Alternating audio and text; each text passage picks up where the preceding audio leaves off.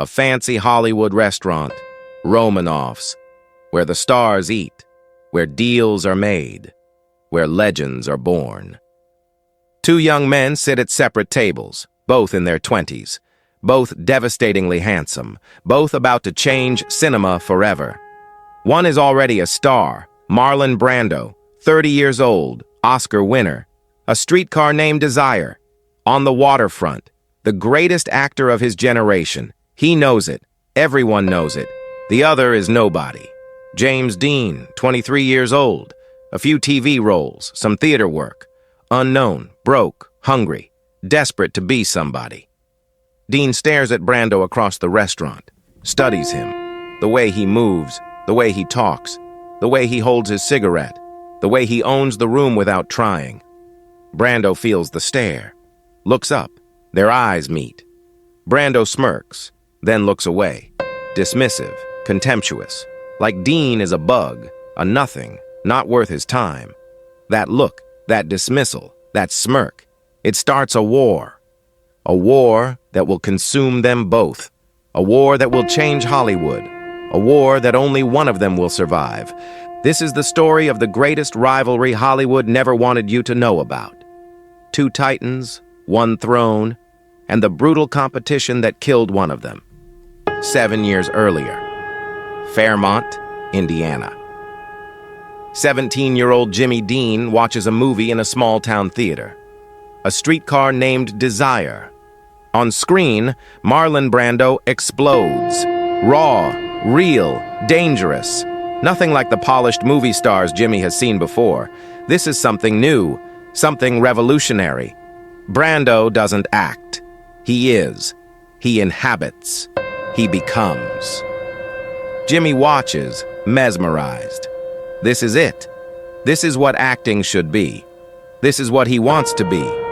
From that moment, Marlon Brando becomes Jimmy's god, his idol, his blueprint. Jimmy studies every Brando performance, watches them over and over, copies his movements, his mumbling, his intensity, his slouch, his danger. He tells his high school drama teacher, "I'm going to be like Marlon Brando, better than Marlon Brando." She smiles, pats his head. "Sure, honey, dream big." But Jimmy isn't dreaming.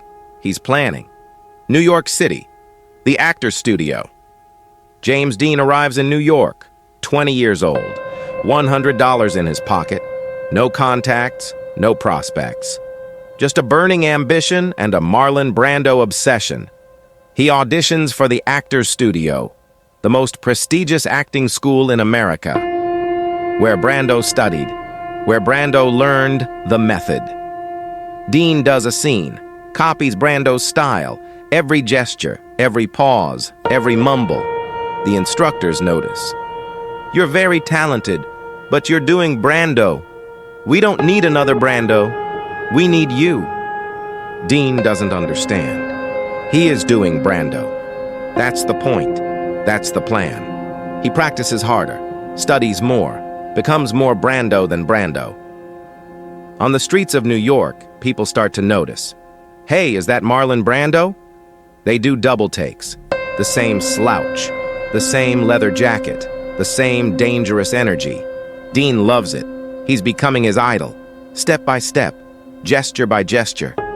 But Brando hears about it, and he's not flattered. He's annoyed. A New York party. The first meeting. Dean is invited to a party. Small apartment. Actors, directors, writers, and Marlon Brando. Dean's heart races. He's going to meet his idol. Finally. After years of worship, years of imitation, they'll talk, connect. Brando will see him as a kindred spirit, a successor. Dean approaches, nervous, excited. "Mr. Brando, I'm James Dean. I'm a huge fan. Your work in Streetcar changed my life." Brando looks at him, up and down, takes in the leather jacket, the red windbreaker, the jeans, the boots, all copied from Brando's own style. "Yeah?" Brando's voice is cold.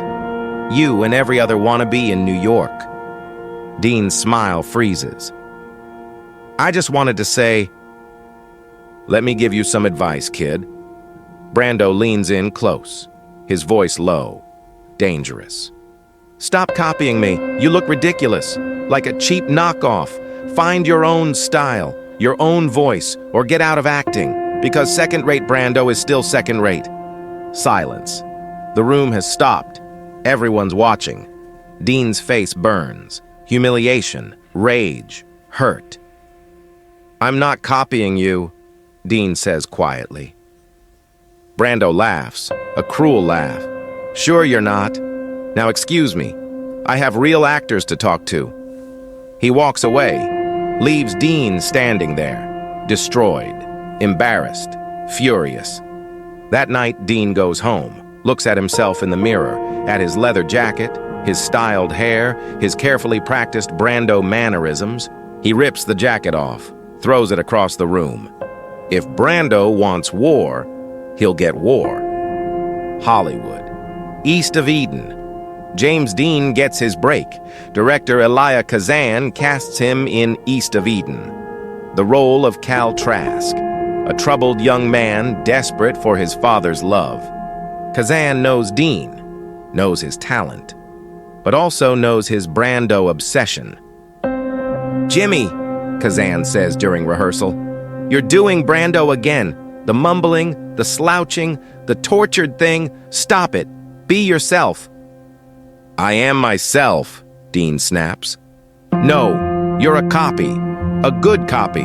But still a copy. I need original. I need James Dean, not Marlon Brando Jr. Dean is offended, but he listens.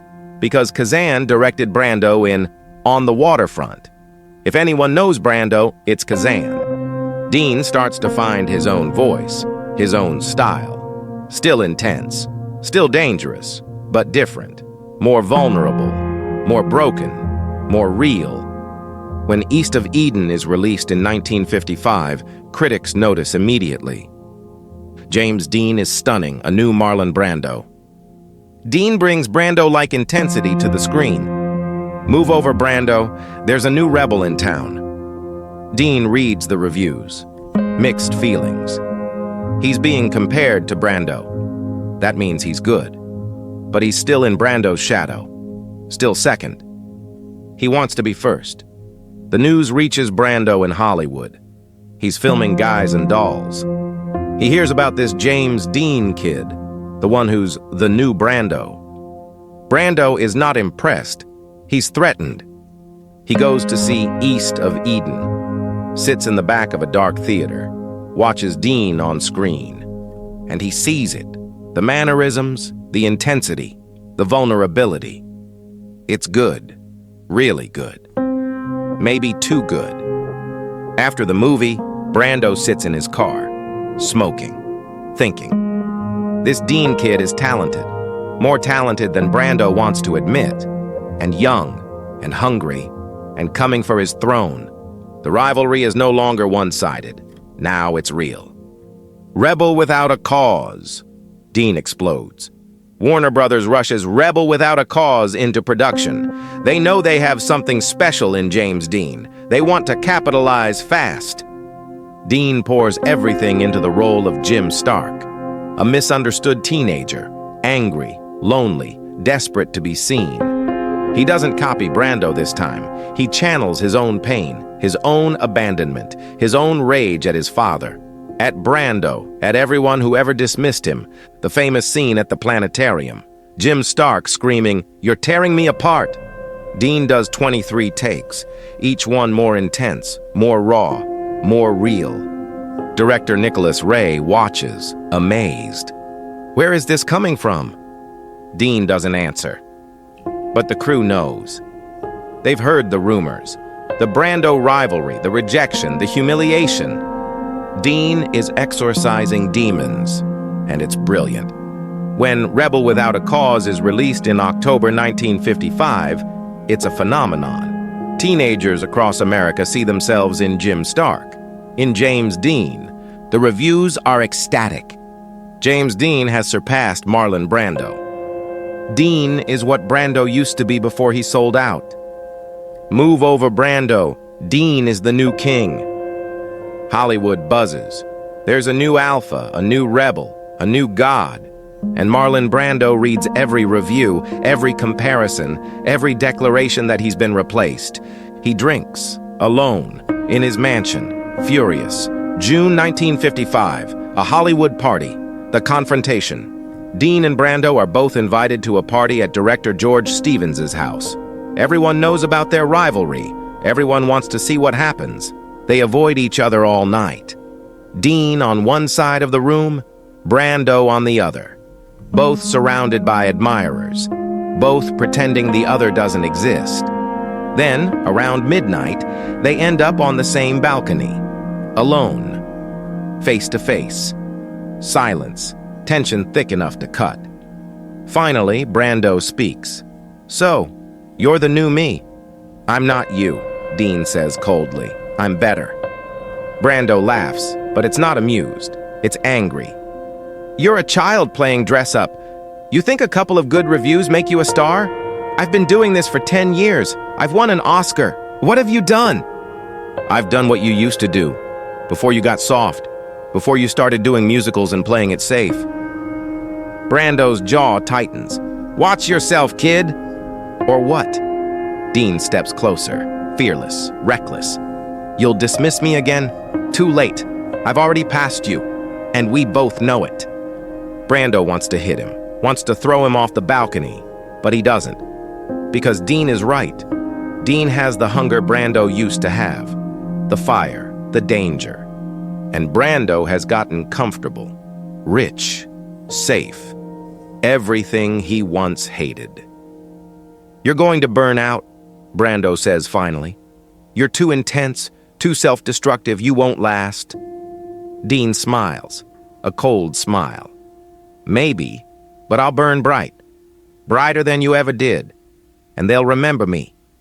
Long after they forget you." He walks away. Leaves Brando standing on that balcony, alone, angry, scared. Because Dean is right, and Brando knows it. September 1955. Giant. Dean's final performance.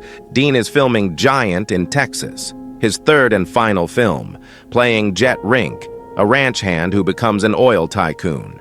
He's confident now, no longer copying anyone, no longer chasing anyone. He's James Dean, and that's enough. Co-star Elizabeth Taylor watches him work. "You're different now," she says, "more sure of yourself." "I beat him," Dean says. "Beat who?" "Brando. I finally beat him." Elizabeth doesn't understand, but Dean does. He's proven himself, separated himself, become his own legend. He doesn't need Brando's approval anymore, doesn't need anyone's approval. He's free. September 30th, 1955. The end. James Dean dies in a car crash on Highway 466. He's 24 years old, at the peak of his powers. Gone. The news reaches Brando at his home in Los Angeles. He's watching TV. The bulletin interrupts regular programming. "Actor James Dean killed in car crash." Brando stands up, walks to the window, stares out at nothing. He feels... what? Relief? Sadness? Guilt? All of it. None of it. The rivalry is over. Dean is gone. Brando has won by default. But it doesn't feel like winning. It feels hollow, empty, wrong. Because Dean was right. He was better, hungrier, more real, more dangerous. And now he's gone.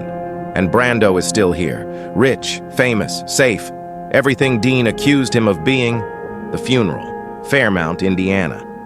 Brando doesn't go, doesn't send flowers, doesn't make a statement, just sits at home, drinking, thinking. He watches Rebel Without a Cause when it comes out 3 weeks after Dean's death. Sits in a dark theater, watches Dean on screen, so alive, so brilliant, so young. And Brando cries, for the first time in years, for this kid he dismissed, this kid he rejected, this kid who just wanted his approval, this kid who turned out to be the better actor. Giant premiere, Dean's Ghost. Giant comes out a year after Dean's death. Brando goes to see it. Has to know, has to see Dean's final performance. And it's magnificent. Dean plays a character who ages from 21 to 50. The transformation is stunning. The depth, the skill, the power. Brando sits through the credits. The theater empties. He sits alone, in the dark. Dean won, even in death. Dean won. The years pass. Brando continues acting, does great work. The Godfather, Apocalypse Now, wins another Oscar. But he never forgets James Dean, never forgives himself. In interviews when asked about Dean, Brando is defensive. He was talented but overrated. People romanticize him because he died young. But everyone can hear the lie, the guilt, the regret, 1970s. Brando breaks down. A journalist asks Brando about his biggest regret. Brando is in his 50s now, heavy, tired, rich, but unhappy. My biggest regret? Brando repeats. He's quiet for a long time. Then, James Dean. What about him? I was cruel to him when he was young, starting out. He looked up to me, idolized me, and I crushed him because I was arrogant, insecure, threatened. Why? Because he was better than me, or would have been. He had something I lost, that hunger, that need to prove something. I'd gotten lazy, comfortable, and he reminded me of what I used to be, what I stopped being. Do you wish you could apologize? Brando's eyes fill with tears. Every day, every single day. But it's too late.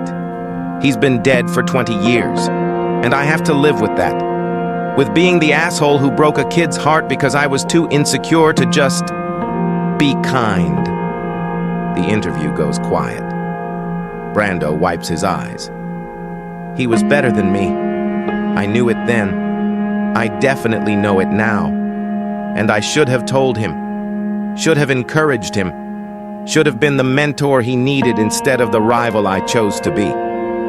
Marlon Brando dies. Brando dies at 80 years old. Obesity, diabetes, a life of excess, a life of regret. At his funeral, people share memories, his children, his ex-wives, his co-stars. One story stands out from a close friend. In his last years, Marlon kept a photograph on his nightstand. Not of his children, not of his films, of James Dean from east of Eden, and sometimes, late at night, he'd look at it and whisper, "I'm sorry." Who won? That's the question everyone asks. Who won the rivalry, Brando or Dean?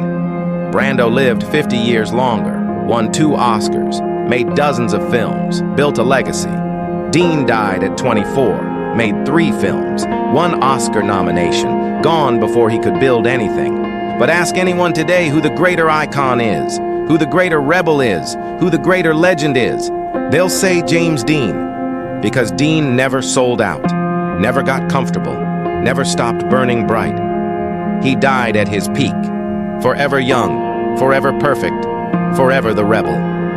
Brando lived long enough to become what he hated, comfortable, safe, corporate, everything he once rebelled against. So who won?